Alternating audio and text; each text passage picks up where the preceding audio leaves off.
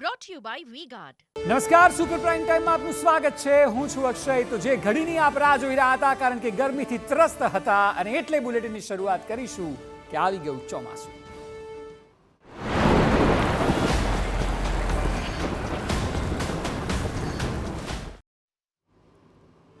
ચોમાસાએ ગુજરાતમાં કરી લીધી છે એન્ટ્રી. દક્ષિણ ગુજરાતમાં ચોમાસાએ આપી દસ્તક. 4 દિવસ વહેલું આવ્યું છે ચોમાસું. હવે સૌરાષ્ટ્રના જિલ્લાઓમાં ચોમાસું સક્રિય થશે. આજે દિવસભર જોઈએ તો સૌરાષ્ટ્રના અનેક વિસ્તારોમાં વરસાદ પડ્યો છે. છેલ્લા 2 દિવસથી માહોલ બદલાયો છે. દક્ષિણ હોય, મધ્ય હોય કે પછી સૌરાષ્ટ્ર અને કચ્છના વિસ્તારો હોય, તમામ જગ્યાએ વરસાદ જોવા મળી રહ્યો છે. અને આમ વિધિવત રીતે 4 દિવસ વહેલા આવી ગયું છે ચોમાસું. એટલે ચોમાસાનો પ્રવેશ થઈ ચૂક્યો છે. ગરમીમાંથી તમામ જગ્યાએ રાહત મળી રહી છે. જે ગરમી પાછલા અઠવાડિયે હતી તેનાથી 5 થી 7 ડિગ્રી ઓછું તાપમાન ગુજરાતભરમાં જોવા મળી રહ્યું છે. સૌરાષ્ટ્રના જિલ્લાઓમાં પણ ચોમાસું સક્રિય છે.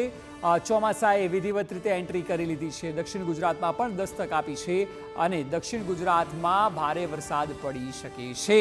આગાહી પણ વ્યક્ત કરવામાં આવી છે. એટલે આપ જોશો તો એકંદરે અત્યારે વાવણી લાયક વરસાદ હોવાનું અનુમાન લગાવાયું છે. ખેડૂતો પણ ખુશખુશાલ છે. એવી આશા રાખીએ કે આ જ પ્રકારે ખેતી લાયક વરસાદ વરસે અને જેટલી માત્રામાં વરસાદની જરૂરિયાત હોય તેટલી માત્રામાં વરસાદ રહે અને ખેતી આ વર્ષે ખૂબ સારી થાય. Brought to you by V-Guard.